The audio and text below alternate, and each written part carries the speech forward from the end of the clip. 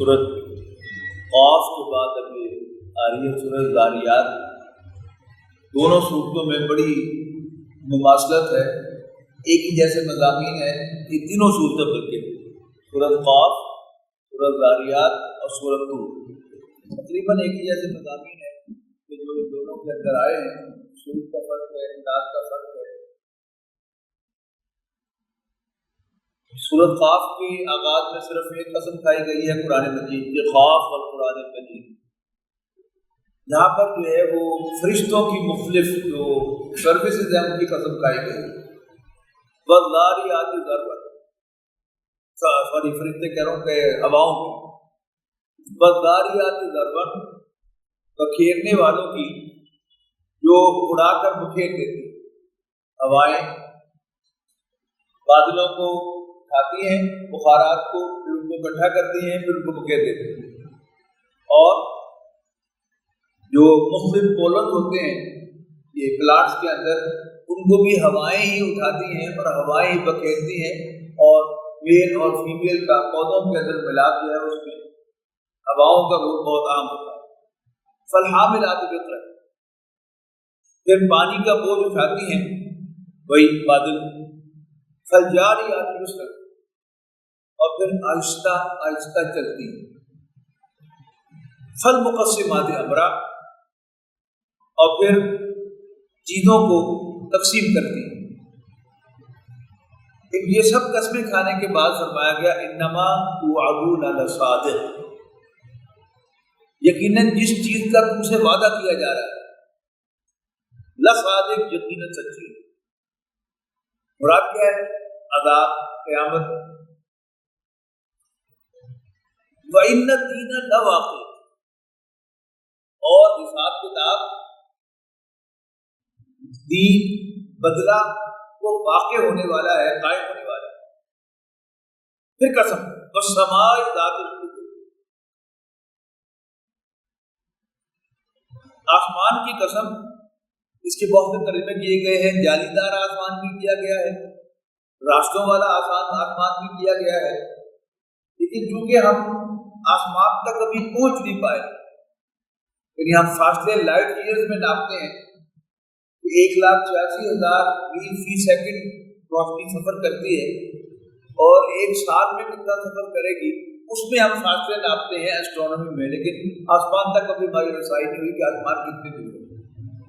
ہم جا کے دیکھیں پھر شاید ہم اپریشیٹ کر سکیں کہ یہ حبک والا آسمان کیا ہے۔ تراجم مختلف کیے گئے ہیں ظاہر ڈکشنری میں جو دیکھ کر، جالی دار آسمان بھی کیا گیا ہے، راستوں والا آسمان بھی کیا گیا ہے۔ انکم لفی قول مختلف، اور یقیناً تم مختلف اقوال میں پڑے ہوئے، یعنی نبی اکرم صلی اللہ علیہ وسلم کے بارے میں قریش آپس میں بھی کوئی ڈیسائیڈ کر کے ایک رائے قائم نہیں کر پا رہے تھے کہ محمد جو کلام پیش کر رہے ہیں وہ کیا ہے، کیا کہیں محمد کو۔ کوئی کہتا ہے جادوگر، کوئی کہتا ہے شاعر، کوئی کہتا ہے کاہن، نجومی، یعنی نجومی بھی تو خبریں دیتا ہے، اور شاعر جو ہے وہ ویسے آسمان و زمین کے کلابے جو ہے بیٹھ کر ملاتا رہتا ہے، اور کوئی کہتا ہے اس کا دماغ خراب ہوگا، معاذ اللہ۔ یعنی یہ تینوں صورتوں میں کوئی شخص جو ہے جس کا دماغ خراب ہو وہ بھی کیا ہے، الٹی سیدھی آنکھ رہا ہوتا ہے۔ شاعر آسمان و زمین کے کلابے ملا رہا ہوتا ہے، اور کاہن نجومی جو ہے وہ خبریں دے رہا ہوتا ہے، یہ فیل کراتے ہوئے کہ میں فیوچر کی خبریں تمہیں دے رہا ہوں۔ تو انکم لفی قول مختلف، تم مختلف اقوال میں پڑے ہو، آپس میں تو پہلے ڈیسائیڈ کر لو کہ تم نے کیا محمد کو کیا قرار دینا ہے۔ یوفک عنہ من افک، اس سے وہی پھرتا ہے اس کو پھیرا جاتا ہے، یعنی اللہ تعالیٰ جس کی مت مار دیتا ہے، اللہ تعالیٰ جس سے حق کی توفیق چھین لیتا ہے، وہی اس سے پھیرا جاتا ہے، اس کلام سے، نبی صلی اللہ علیہ وسلم کی دعوت سے۔ قتل الخراصون،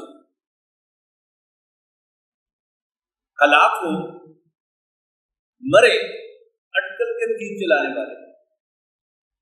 اٹکل کے تیر کیا کہ کسی سرٹینٹی کے ساتھ بات نہ کرنا، صرف تکے لگاتے رہتے۔ اب یہ جو اوپر ہے نا کہ یہ مختلف اخبار میں پڑے ہوئے ہیں، یہ تین تکے لگا رہے ہیں، سمجھ نہیں ان کو آ رہی کہ محمد کو ہم کیا کہیں صلی اللہ علیہ وسلم، شاعر کہیں، نجومی کہیں یا پاگل کہیں؟ تو کیا ہے کہ اٹکل کے تیر چلا رہے ہیں، تکے لگا رہے ہیں۔ الذین هم فی غفلۃ ساہون، جو بے خبری میں بھولے ہوئے، یسألون ایان یوم الدین۔ اب چونکہ نبی اکرم صلی اللہ علیہ وسلم بدلے کے دن کی خبر دے رہے ہیں، اب یہ یسألون آپ پوچھتے ہیں ایان یوم الدین،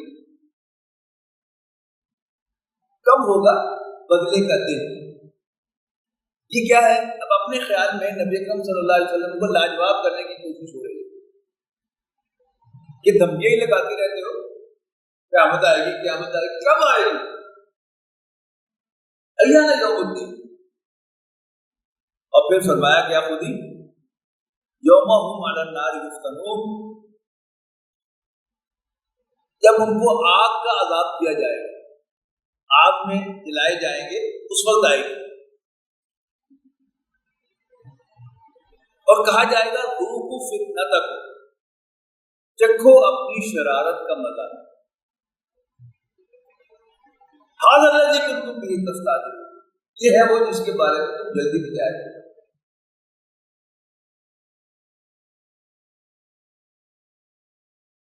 اس کے بعد فرمایا ان المتقین فی جنات وعیون، یقیناً اللہ سے ڈرنے والے باغوں اور چشموں میں ہوں، آخذین ما آتاہم ربہم، لیتے ہوئے جو بھی ان کا رب انہیں عطا فرمائے، یعنی بے شمار نعمتیں ہوں گی جن کو لسٹ کرنا ممکن نہیں ہے، لہذا ان کا ایک خلاصہ بیان کر دیا، آتاہم آخذین ما آتاہم ربہم، لیتے ہوئے، وصول کرتے ہوئے جو بھی ان کا رب ان کو عطا کرے۔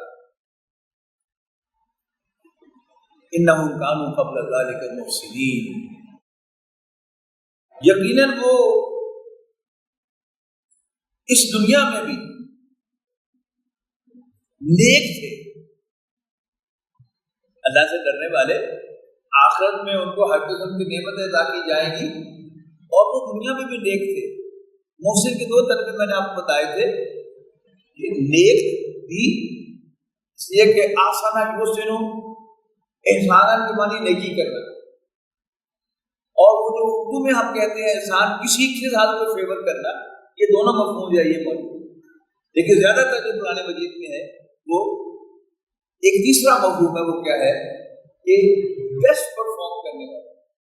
یہ حدیث جبرائیل میں نبی اکرم صلی اللہ علیہ وسلم نے جو احسان کی تعریف فرمائی ہے، اس کی روشنی میں کہہ رہا ہوں کہ جب جبرائیل نے نبی اکرم صلی اللہ علیہ وسلم پوچھا کہ من احسان، احسان کیا ہے، تو آپ نے فرمایا تعبد اللہ کانک تراہ، تو اللہ کی بندگی ایسے کرے جیسے تو اللہ کو دیکھ رہا ہے، فَإِن لَمْ تَكُن تَرَاهُ، اور اگر تم اسے نہ بھی دیکھ پاؤ فَإِنَّهُ يَرَاكَ، تو یہ فیل ضرور کرو کہ وہ تمہیں دیکھ رہا ہے۔ یہ تو بہت ہائی درجے کی جو پرفارمنس ہے، اس کے لیے لفظ محسن استعمال ہو۔ تو آخذین ما آتاہم ربہم، لیتے ہوئے جو بھی ان کا رب انہیں عطا کرے، انہم کانوا قبل ذلک محسنین، یقیناً وہ اس سے پہلے ہی احسان کی روش اختیار کرنے والے تھے، نیک تھے۔ کانوا قلیلا من اللیل ما یہجعون، راتوں کو وہ کم ہی سویا کرتے تھے۔ کانوا قلیلا من اللیل ما یہجعون، راتوں کو وہ کم ہی سویا کرتے تھے۔ وبالاسحار هم یستغفرون، اور سحری کے وقت وہ استغفار کیا کرتے تھے، اللہ تعالیٰ سے کوشش مانگا کرتے تھے۔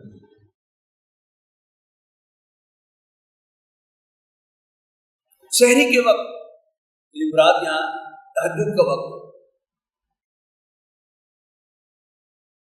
جسے بھی اٹھنا نصیب ہو تو اللہ تعالیٰ وہاں پر ری ایشور کرتا ہے کہ ایسے سمجھنا کہ جیسے میں پہلے آسمان پر آتا ہوں تمہارے قریب تمہاری درخواستیں لینے کے لیے. جیسے آپ صدر کو، وزیر اعظم کو، ڈپٹی کمشنر کو آپ جو ہے کوئی درخواست میل بھی کر سکتے ہیں، کوریئر بھی کر سکتے ہیں. لیکن اگر یہ لوگ آ کر کچہری لگا لیں، کھلی کچہری آ کر تو کیا ہے تو آسانی ہو جاتی ہے، وہ تازہ درخواستیں سن کر ان پر کوئی نہ کوئی احکام جاری کرتے ہیں. تو اللہ تعالیٰ فرماتا ہے حدیث قدسی ہے کہ میں پہلے آسمان پر آ جاتا ہوں رات کے آخری پہ، اور میں آواز لگاتا ہوں کہ ہے کوئی بخشش مانگنے والا تو مانگ لو، ہے کوئی حاجت میں اس کی پوری کر دوں. اب یہ سارا کیا ہے، یہ سحری کے وقت ہو رہا ہے. پہلی بات تو یہ ہے کہ سحری کے وقت جو آئیڈیل ہے وہ کیا ہے، طویل قیام کے ساتھ نماز پڑھنا اور نماز میں قرآن مجید کی تلاوت. جو سورہ مزمل میں ذکر ہے نا کہ کھڑے ہو جاؤ رات کو، آدھی رات یا آدھی رات سے کچھ کم یا آدھی سے کچھ زیادہ، یعنی 2/3 رات، 1/3 رات یا آدھی رات، اور ورتل القرآن ترتیلا، اور قرآن مجید کو پڑھو ٹھہر کر یا ترنم کے ساتھ. یہ دونوں ترجمے ہیں ترتیب. لیکن کم سے کم کیا ہے کہ آپ کچھ نوافل پڑھ لیں، کچھ اللہ اللہ کر لیں، اور پھر اللہ تعالیٰ سے دعا مانگے کہ اللہ تعالیٰ جو ہے پکار رہا ہے کہ یہ لاؤ، ہے کوئی درخواست تمہاری، ہے کوئی پرابلم تمہارا. اب اس کے بارے میں یہاں پر جو بات کہی گئی ہے یہ بڑی اہم ہے، نوٹ کرنے کے لائق ہے. وَبِالْأَسْحَارِ هُمْ يَسْتَغْفِرُونَ، سحری کے وقت وہ اللہ سے بخشش مانگے. ایک بات تو یہ ہے کہ جو بھی مانگنا ہے وہ صرف اللہ سے مانگنا، غیر اللہ سے نہیں. ایک مانگنا کیا ہے، سب کچھ مانگنا ہے، اسی سے مانگنا ہے، لیکن مانگنے کی بہترین چیز کیا ہے، بخشش. یا اللہ معاف کر، یا اللہ بخش. اس میں جو بابا بلے شاہ نے وہ کہا ہے کہ معاف کریں بس معاف کریں، مولا معاف کریں بس معاف. نہ میں عمل کماوا، نہ میں فرض نبھاوا، تیری شان اچیری کہ میں مٹیاں نہیں دے. معاف کریں بس معاف. عدل کریں نہ انصاف کریں، اس لیے کہ میں عدل و انصاف اور حساب کتاب وہ تو میں فیس نہیں کر سکتا. حساب تو میں ایک بال کا بھی نہیں دے سکتا، ایک ناخن کا بھی نہیں دے سکتا، آنکھ کا نہیں دے سکتا، کان کا نہیں دے سکتا، اور ٹانگوں کا نہیں دے سکتا، پاؤں کا نہیں دے سکتا، ہاتھوں کا نہیں دے سکتا.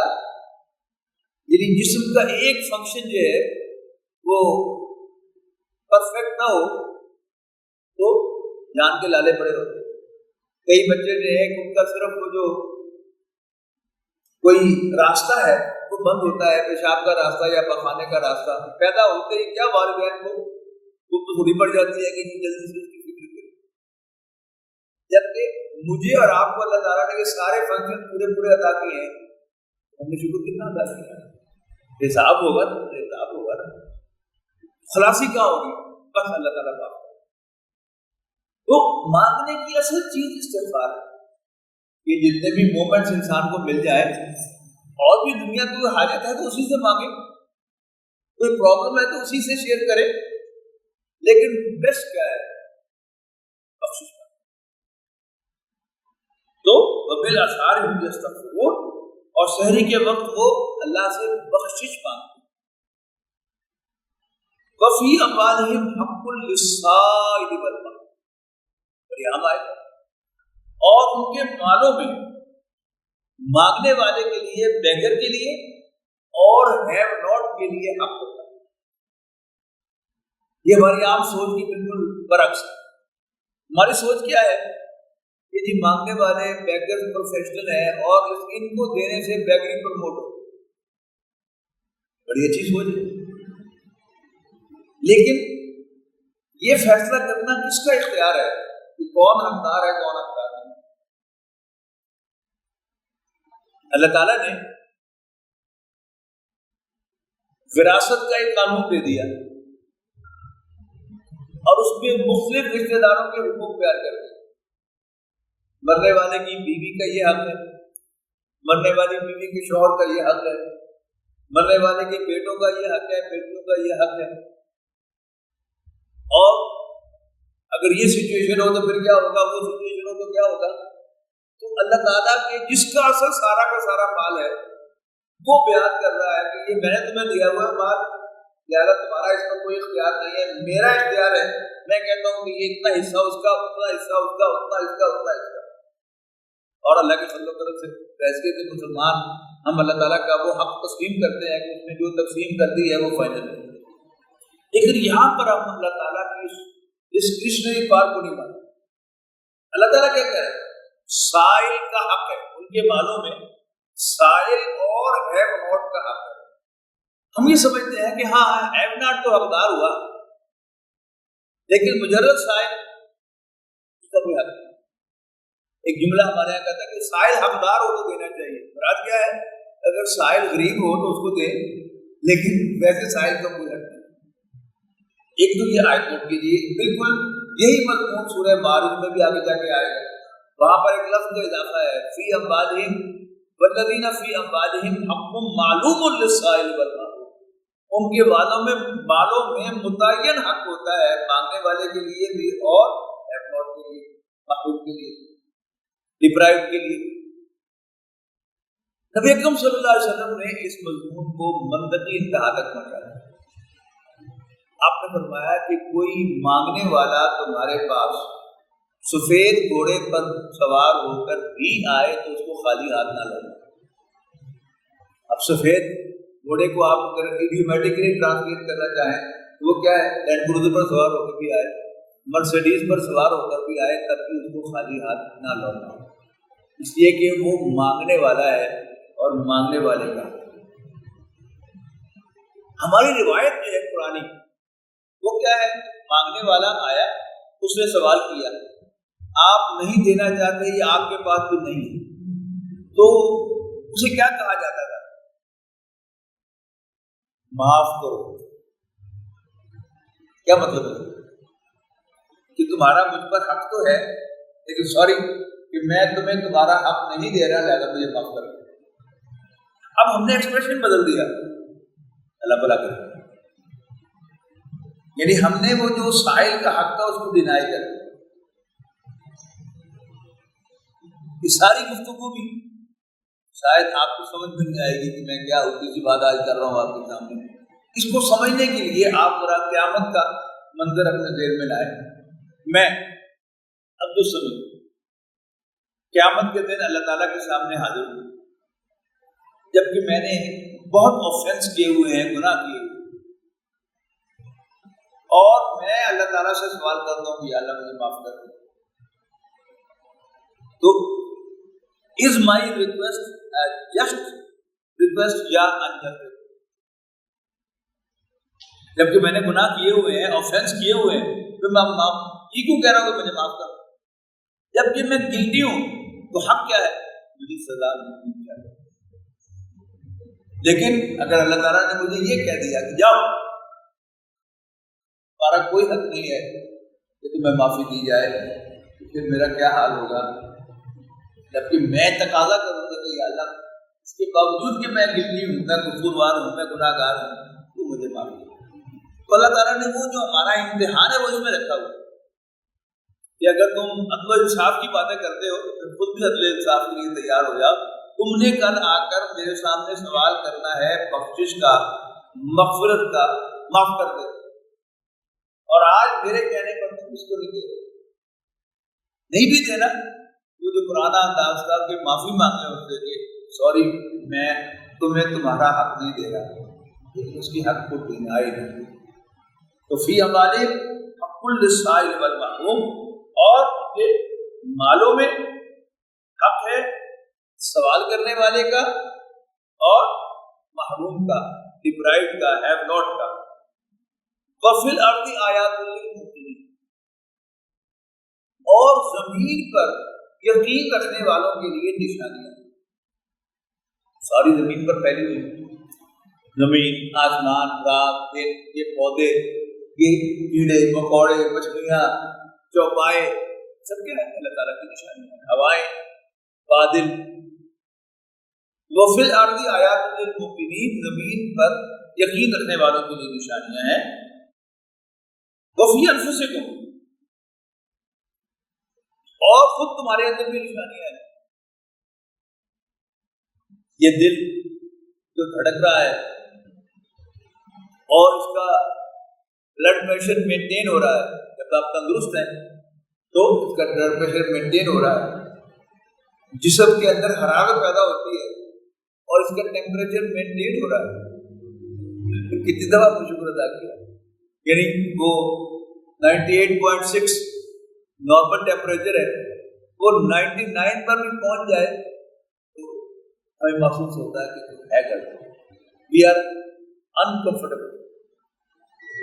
وفی الارض آیات للموقنین وفی انفسکم، زمین پر یقین رکھنے والوں کے لیے نشانیاں ہیں اور خود تمہارے اندر بھی. یہ گردے، یہ جگر، یہ پھیپھڑے، یہ دل، یہ دماغ، یہ خون، یہ سب کیا ہے؟ اللہ تعالیٰ کی نشانیاں ہیں. ہم ان کو اپریشیٹ کریں اور اللہ تعالیٰ کا شکر ادا کریں کہ یا اللہ یہ سب بندوبست تم نے میرے لیے کیے.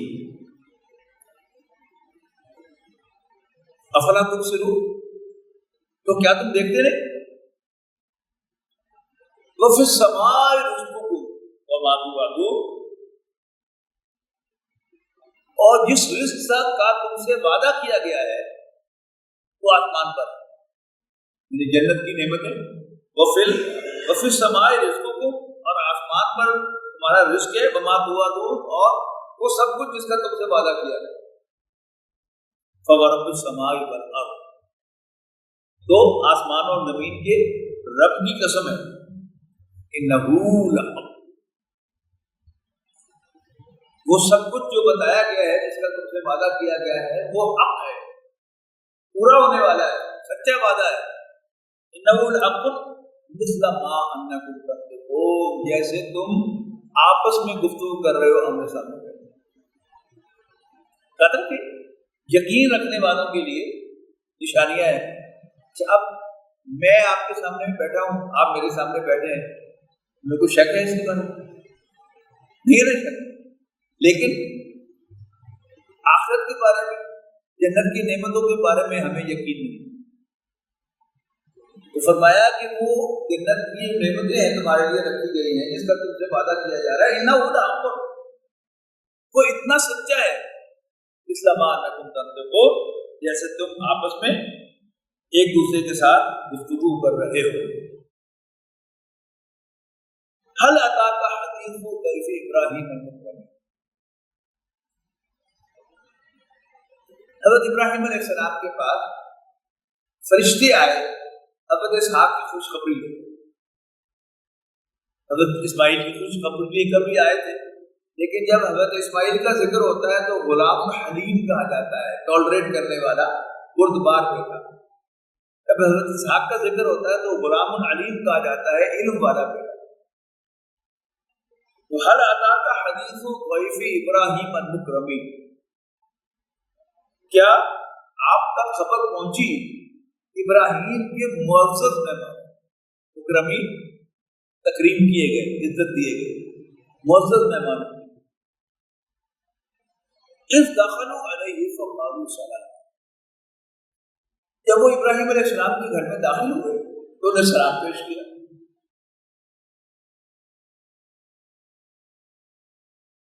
قال سلام، حضرت ابراہیم علیہ السلام نے بھی وعلیکم السلام کہا. لیکن دل ہی دل میں کہا قوم منکرون، غیر معروف جان پہچان والے لوگ نہیں. قوم منکرون، معروف کا الٹ ہے منکر. معروف جانا پہچانا اور منکر انون.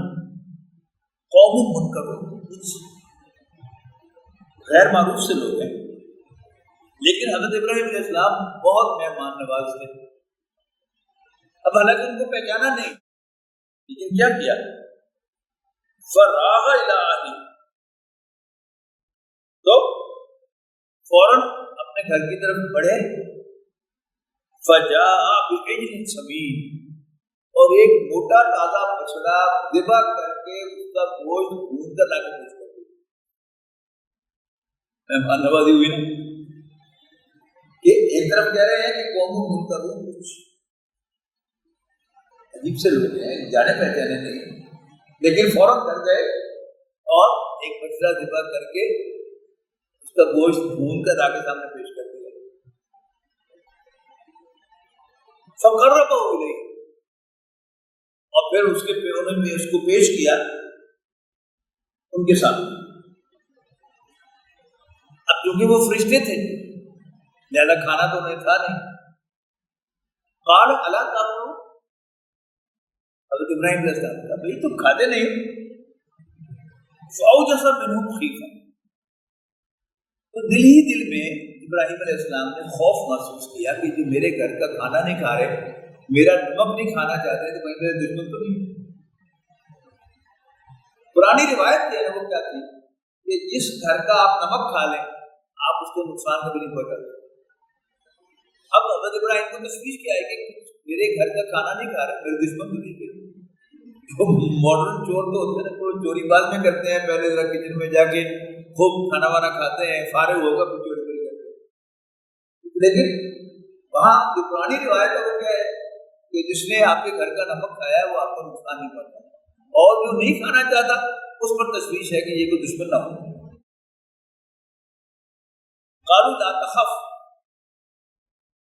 اب فرشتوں نے کہا کہ ڈریے مت،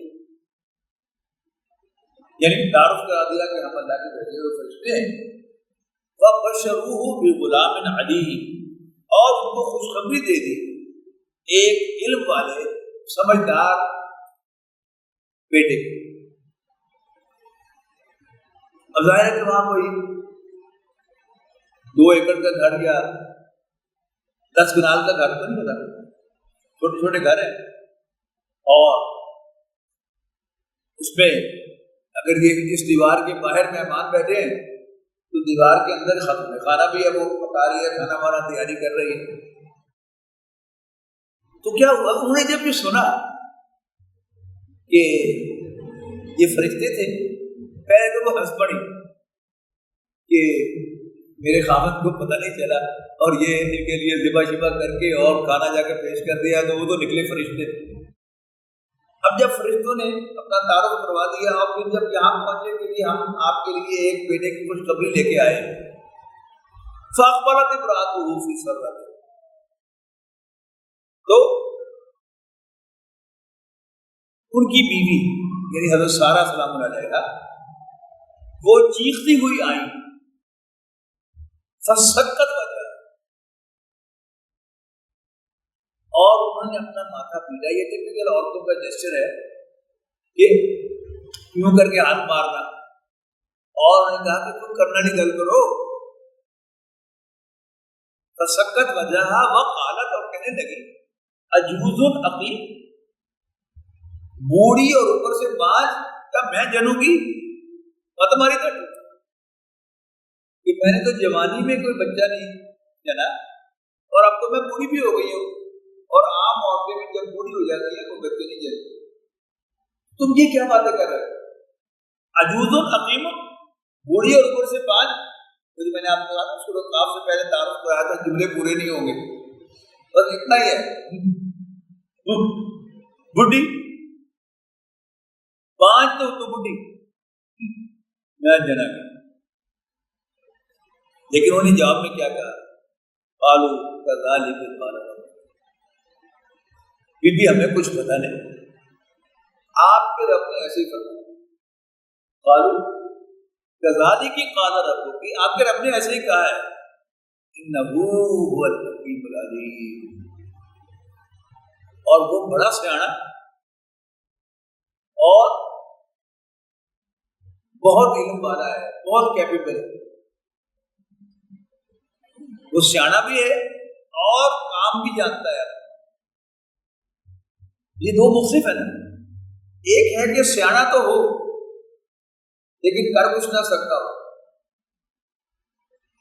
یعنی اسی کو آپ اگر وہ مختلف الفاظ میں ترجمہ کر لیں تو وہ بڑا سیاح حکیم ہے، وہ بڑا ماہر حکیم ہے، وہ بڑا اپنے فن کو جاننے والا ڈاکٹر ہے. ہمارا ڈاکٹر جو ہے وہ علاج کر لیتا ہے، تو اللہ تعالیٰ جو ہے وہ بڑا کیپیبل ہے، اور وہ ایک بوڑھی اور 5 عورت سے بچہ کیسے نہیں پیدا کرتا.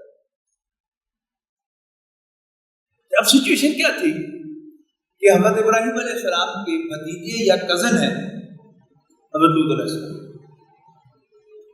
اب لوط علیہ السلام کی قوم جو تھی، اس کی جو کرتوت تھی وہ تو آپ کو معلوم ہی ہے، اور اوپر سے حضرت لوط علیہ السلام کے وہ خلاف جو ہے وہ سفارا تھی، ان کو جھٹلانا، اس کے لیے وہ سب متحد ہو گئے اور اپنی کرتوتوں میں اور زیادہ آگے بڑھ رہے تھے. تم کون ہوتا تھا وہ خدا تھا اس طرح لاڑے ہیڑا عذاب لایا. اب حضرت ابراہیم علیہ السلام کو پتا تھا کہ قوم لوط پر عذاب ہوا ہے، لہٰذا حضرت ابراہیم علیہ السلام کو ان کی سکس سینس نے کہا، ان کو کھٹکی یہ بات کہ یہ فرشتے جو میرے پاس آئے ہیں یہ کہیں لوط کی قوم پر عذاب لانے کے لیے نہ آئے. لہٰذا حضرت ابراہیم علیہ السلام نے، یعنی ان کی اہلیہ نے تو اپنا جو کنسرن تھا وہ ظاہر کیا، لیکن حضرت ابراہیم علیہ السلام نے ایک اپنا کنسرن جو ہے وہ ظاہر کیا. قال فما خطبكم ايها المرسلون. حضرت ابراہیم علیہ السلام نے پوچھا ان سے، اے اللہ کے بھیجے ہوئے فرشتوں، تمہارا اور کیا کام ہے، اور تم نے کدھر جانا ہے؟ تو انہوں نے صاف صاف بتا دیا، قالوا انا ارسلنا الى قوم مجرمین. تو نے کہا کہ ہم ایک مجرم قوم کی طرف بھیجے گئے. کیوں بھیجے گئے؟ لنرسل علیہم حجارۃ من طین، تاکہ ہم ان پر مٹی کے پتھروں کی بارش کریں. مٹی کے پتھر سمجھ گئے نا، کہ یہ جو مٹی کے کو آپ جب پکا دیتے ہیں وہ مٹی کا برتن بن جاتا ہے. اب وہ کیا ہے، وہ پتھر کی طرح ہوتا ہے، وہ آپ ماریں گے کسی کے سر میں ماریں گے تو سر پھوڑ دے گا. تو حجارۃ من طین، مٹی کے پتھر، مصومۃ عند ربک للمسرفین، مصومۃ نشان زدہ. جیسے میزائل ہوتا ہے، میزائل جو ہے وہ پروگرامڈ ہوتا ہے کہ اس نے فلاں ٹارگٹ پہ جا کے لگنا ہے. وہ جو پتھر تھے وہ مصومۃ عند ربک، تیرے رب کے پاس سے نشان زدہ تھے کہ یہ پتھر فلاں سردار کے سر پہ جا کے لگے گا، اس کا بھیجا پڑے گا، اور یہ پتھر جو ہے فلاں سردار کی جان لے گا، یہ پتھر فلاں سردار کی جان لے گا. یہ سب کچھ جو ہے وہ طے شدہ تھا.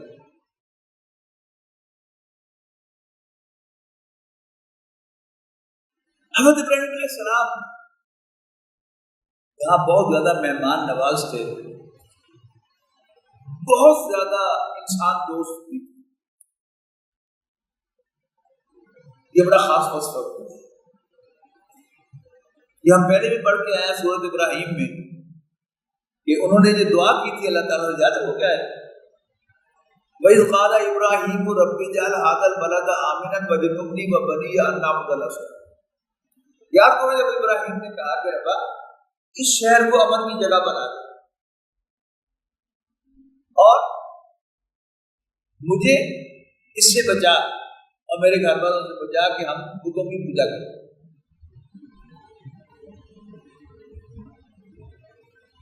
اور انہن اضللن کثیرا من الناس، ان بتوں نے بہت سے لوگوں کو گمراہ کر دیا. اب آگے سنیے گا، فمن تبعنی فانہ منی، تو ربا جو میری پیروی کرے وہ تو میرا ہے. آئی اون ہم. اگلا جملہ کیا ہونا چاہیے کہ جو میرا کہنا نہیں مانتا، میری پیروی نہیں کرتا، اس کا مجھ سے کوئی تعلق نہیں. لیکن ابراہیم دا گریٹ یہ نہیں کہتے. کیا کہتے ہیں؟ فمن تبعنی فانہ منی، تو جو میری پیروی کرے وہ تو مجھ سے ہے، میں اس کو کرتا ہوں. ومن عصانی فانک غفور رحیم، اور جو میری نافرمانی کرے تو یا اللہ تو بخشنے والا مہربان ہے. یہ کیا ہے؟ یعنی یہ ہوتا ہے باوصول آدمی. آج کل زیادہ تر باوصول آدمی کو پسند کیا جاتا ہے. تو حضرت ابراہیم علیہ السلام اصولوں سے بہت اونچے، گریٹ مین، گریٹر تھا.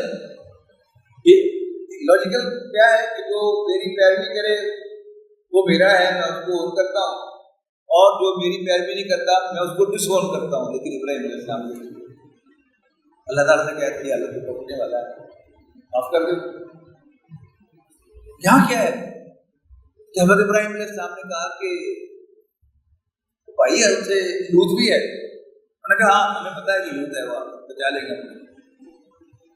کچھ ایمان والے بھی تو ہوں گے نا. انہوں نے کہا ہاں ایمان والوں کو بھی ہم نکال دیں گے. یہ بڑی مزیدار گفتگو ہے، یہ پیچھے آپ پڑھ چکے ہیں. تو پھر حضرت ابراہیم علیہ السلام نے کہا کہ اچھا اگر اتنے ایمان والے ہوں تو عذاب آنا ہی نہیں چاہیے. میں نے کہا ہاں جی اتنے ایمان والے ہوں گے تو ہم عذاب نہیں بھیجیں. حضرت ابراہیم کو خیال آیا کہ مطلب اینے نہ ہوں تو تھوڑی سی فکر نیچے کر دیں. میں نے کہا جی اتنے بھی ہوں گے پھر بھی ہم عذاب نہیں بھیجیں، اور فکر نیچے کر دیں. کرتے کرتے آخر فرشتوں نے کہا کہ ابراہیم چھوڑیے اس بات. اب یہ بات اللہ تعالیٰ کی طرف سے ڈیسائیڈ ہو چکی ہے، اب عذاب تو اوپر آنا ہی آنا ہے. اب اس کا خلاصہ بیان کیا جا رہا ہے کہ حضرت ابراہیم نے پوچھا کہ اے اللہ کے بھیجے ہوئے فرشتوں تمہارا اور کیا کام؟ صاف کہہ دیا انا ارسلنا الی قوم مجرمین، ہم ایک مجرم قوم کی طرف بھیجے گئے ہیں لنرسل علیہم حجارۃ من طین، تاکہ ہم ان پر مٹی کے پتھر برسائیں مصومۃ عند ربک للمسرفین، جو آپ کے رب کی طرف سے نشان زدہ ہوں گے وہ مسرفین کے لیے حد سے بڑھنے والوں کے لیے. اور ساتھ ہی کہہ دیا فاخرجنا من کان فیہا من المؤمنین، رہے مومن تو جو بھی ان میں ایمان والے ہوں گے ان کو نکال دیں گے پہلے عذاب کے لیے. اور اگلا اسٹیٹمنٹ کیا ہے فما وجدنا فیہا غیر بیت من المسلمین، لیکن ہم نے سوائے ایک مسلمان گھرانے کے اور کوئی مسلمان گھرانہ اس بستی میں نہیں پایا، اور ان کو ہم نے نکال دیا. ان میں سے بھی جو ان کی بیوی تھی وہ ایمان نہیں لائی تھی، زیادہ اس کو وہیں رہنے دیا، اس سے جانے سے بھی انکار کر دیا. تو کیا فرمایا فما وجدنا فیہا غیر بیت من المسلمین، ہم نے سوائے ایک گھرانے کے کوئی مسلمان گھرانہ نہ پایا. وترکنا فیہا آیۃ للذین یخافون العذاب العلیم، اور ہم نے چھوڑ دی اس میں ایک نشانی ان لوگوں کے لیے جو دردناک عذاب سے ڈرتے ہیں، جو دردناک عذاب سے ڈرتے ہوں. اچھا نشانی کیسے تھی کہ وہ جو ان کے تجارتی راستے تھے اس پر یہ بستیاں واقع تھیں، اور وہ دیکھتے تھے کہ یہ بستیاں تباہ ہوئی ہیں. جیسے ہمارے جی ٹی روڈ پر یہ دو بلکہ تین کہنا چاہیے کہ جو بستیاں تباہ شدہ بستیاں وہ ہیں جی ٹی روڈ پر واقع ہیں. موہنجوداڑو جی ٹی روڈ سے کچھ ہٹ کر، ہڑپا جی ٹی روڈ سے کچھ ہٹ کر ساہیوال کے پاس، اور یہ ٹیکسلا جو ہے تو این جی ٹی روڈ کے اوپر تھا. جب موٹر وے نہیں بنی تھی پشاور جاتے ہوئے ہم ٹیکسلا میں سے گزرتے تھے نا، اور بالکل این سڑک کے اوپر جو وہ کھٹرات تھے وہ کیا ہے وہ نشانیاں ہیں. وترکنا فیہا، اور ہم نے چھوڑ دی اس بستی میں آیتن ایک نشانی، اس کے لیے ان لوگوں کے لیے کہ جو دردناک عذاب سے ڈرتے ہیں، جو ڈھیٹ ہو جائے، جو نڈر ہو جائے، اس کا تو کوئی علاج نہیں، اس کو تو پھر عذاب آئے گا تو اس کو سمجھ آئے گی. لیکن جس میں بھی یہ صلاحیت ہو کہ وہ خطرناک چیز سے ڈرتا ہو، ہولناک چیز سے بچتا ہو، اس کے لیے اس میں ایک نشانی ہے کہ اگر قوم لوط پر عذاب آ سکتا ہے تو پھر ہم بھی اللہ تعالیٰ کے عذاب میں گرفتار ہو سکتے ہیں. اس کے بعد پھر باقی جو پیغمبر ہیں، میں نے سب سے پہلے موسیٰ علیہ السلام کا ذکر ہے، پھر قوم ہود کا ذکر ہے، عاد کا، پھر اس پر قوم ثمود کا ذکر ہے، پھر قوم نوح کا ذکر ہے. یہ تین پیغمبروں کا ذکر جو ہے وہ یہاں پر موجود ہے. یعنی جو فرمایا کہ اس میں اس میں نشانی ہے، ہم نے چھوڑی ایک نشانی ان کے لیے کہ جو دردناک عذاب سے ڈرتے ہیں. اور وفی موسیٰ، اور موسیٰ میں بھی ایک نشانی تھی. اذ ارسلناہ الی فرعون، جب ہم نے ان کو بھیجا فرعون کی طرف، بسلطان مبین، ایک واضح نشانی کے ساتھ، اتھارٹی کے ساتھ، یعنی وہ جو ان کا عصا تھا اس کی طرف اشارہ ہے. فتولی برکنی وقال ساحر مجنون، لیکن اسے گھمنڈ تھا اپنی فوج اور اپنے لاؤ لشکر کی طرف، لہذا فتح میں رکتے ہی وہ گھمنڈ میں مبتلا ہوا اپنی فوج اور اپنی جماعت کے، وقال ساحر مجنون، اور وہ موسیٰ علیہ السلام کو کہنے لگا یا تو یہ جادوگر ہے یا پاگل ہے۔ فاخذناہ وجنودہ، تو ہم نے پکڑ لیا فرعون کو بھی وجنودہ اور اس کے لشکروں کو بھی، فنبذناہم فی الیم، اور ہم نے اس کو ڈبو دیا، پھینک دیا اس کو ہم نے دریا میں یعنی سمندر میں، وہو ملیم، اس حال میں کہ وہ ملامت کا نشانہ بنا۔ اس کے بعد وفی عاد، اور قوم عاد میں بھی ایک نشانی تھی، اذ ارسلنا علیہم الریح العقیم، جب ہم نے ان کی طرف ایک نامبارک انپروڈکٹیو ہوا پہ، یعنی حکیم کا لفظ پہلے بھی آیا نا، یہ جب ان کی بیوی نے ابراہیم علیہ السلام کو بیوی نے عجوز حکیم، بوڑھی اور اوپر سے باج کا مطلب یہ ہے انپروڈکٹیو، انفرٹائل، تو ہوا کے بارے میں وہی لفظ آیا یہ ارسلنا علیہم الریح العقیم، جب ہم نے ان کی طرف ایک عقیم انپروڈکٹیو ہوا بھیجی، اور تو جب ہوا آتی ہے وہ کیا ہے، بارش کی خبر لاتی ہے، اللہ کی رحمت کی خبر لاتی ہے، لیکن وہ ہوا وہ قوم عاد پر آئی اور 7-8 دن تک مسلسل وہ آندھی چلتی رہی، پہلے کیا چھوڑنا تھا اسے، اذ ارسلنا علیہم الریح العقیم، کہ جب ہم نے ان کی طرف ایک انپروڈکٹیو ہوا بھیجی، ما تذر من شیء اتت علیہ الا جعلہ کالرمیم، جس پر بھی وہ ہوا پہنچی، جس پر بھی چلی تو اس کو کیا کر دیا، اس نے اس کو ریزہ ریزہ کر دیا۔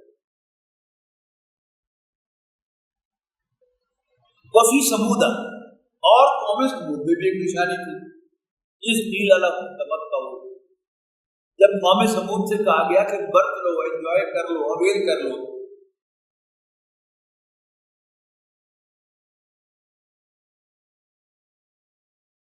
حتیٰ ہی ایک وقت مقرر تک، فَعَتَوْا عَنْ أَمْرِ رَبِّهِمْ، لیکن انہوں نے بغاوت کی، سرکشی کی اپنے رب کے حکم کے خلاف، فَأَخَذَتْهُمُ الصَّاعِقَةُ، ان کو ایک زوردار آواز نے کڑکنے آن پکڑا، وَهُمْ يَنظُرُونَ، جبکہ وہ دیکھ رہے ہیں۔ اب یہ زوردار آواز جو ہے وہ کیا تھی؟ بعض لوگوں کا خیال ہے کہ وہ ایک چیخ تھی، اور یہ ہم سمجھ سکتے ہیں کہ وہ چیخ کتنی خطرناک ہو سکتی ہے، یہ ایمپلیفائر ہے نا مسجد کا، بعض اوقات جب سجدے میں جاتے ہیں تو یہ ریورنٹ ہو جاتا ہے خود ہی، اور ایک چیخ مارنی شروع کر دیتا ہے، 3 سیکنڈ کا سجدہ کرنا محال ہو جاتا ہے۔ اب وہی آواز اگر گھنٹوں پر محیط ہو جائے تو شاید اور کچھ بھی کرنے کی ضرورت نہیں، اسی میں انسان کی جان نہیں۔ جدید بعض مترجمین نے زوردار آواز کا ترجمہ بلاسٹ کیا ہے، دھماکہ، اور یہ تو ہم دیکھتے ہی ہیں کہ دھماکہ ہوتا ہے اور ایک لمحہ پہلے ایک انسان دیکھ رہا ہوتا ہے اور ساری موومنٹ ہوتی ہے، ایک دم ختم ہو جاتا ہے۔ تو فَأَتَوْا عَنْ أَمْرِ رَبِّهِمْ فَأَخَذَتْهُمُ الصَّاعِقَةُ وَهُمْ يَنظُرُونَ فَمَا اسْتَطَاعُوا مِنْ قِيَامٍ، تو نہ تو وہ طاقت رکھتے تھے اس کے سامنے ٹھہرنے کی، وَمَا كَانُوا مُنْتَصِرِينَ، اور نہ ہی وہ اللہ تعالیٰ سے بدلہ لے سکتے۔ وَقَوْمَ نُوحٍ مِنْ قَبْلُ، اور قوم نوح کو بھی ہم نے تباہ کیا اس سے پہلے، إِنَّهُمْ كَانُوا قَوْمًا فَاسِقِينَ، یقیناً وہ نافرمان لوگ تھے، باغی لوگ تھے، اللہ تعالیٰ کے سامنے انہوں نے سرکشی کی، اللہ کی نافرمانی کی، لہذا اللہ تعالیٰ نے ان کو پانی میں ڈبو دیا۔ اب اللہ تعالیٰ جب کسی قوم کو تباہ کرنے کا فیصلہ کرتا ہے تو اس کو مجھ سے آپ سے مشورہ کرنے کی ضرورت نہیں کہ میں فلاں قوم کو تباہ کرنا چاہتا ہوں، میں کیسے کروں۔ اللہ کے سوا جو باقی انسان ہیں وہ کسی قوم کے خلاف کوئی ایکشن لینا چاہے تو مشورہ کریں کہ بھی کیسے کریں، کہ اللہ تعالیٰ کو کسی مشورے کی ضرورت نہیں۔ قوم عاد پر تیز ہوا آئی، لہٰذا قوم سمود نے کیا بندوبست کیا، انہوں نے پہاڑوں میں گھر بنا لیا، پہاڑوں کو کاٹ کر کے کہ شاید آندھی سے ہم بچ جائیں گے، لیکن وہیں پر تو زوردار دھماکہ ہو گیا یا زلزلہ آ گیا تو وہیں پر وہ بھی تو اللہ تعالیٰ نے تمام قوموں کو مختلف طریقوں سے ہلاک کیا، اور آج بھی اللہ تعالیٰ جو ہے وہ کوئی ہیلپ لیس تو نہیں ہو گیا ہے۔